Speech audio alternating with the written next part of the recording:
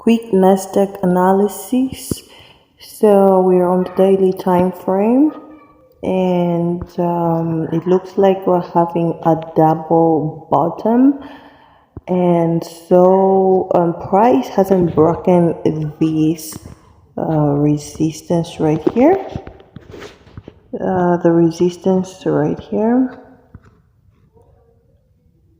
on the left side here, we have a red candle, and price hasn't closed below that level, so we are expecting more buys, and the price is likely to go all the way up to there.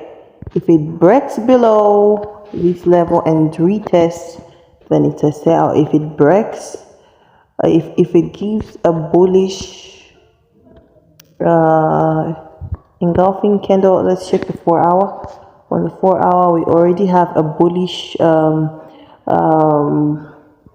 candle pattern formation, so we're likely to have buys.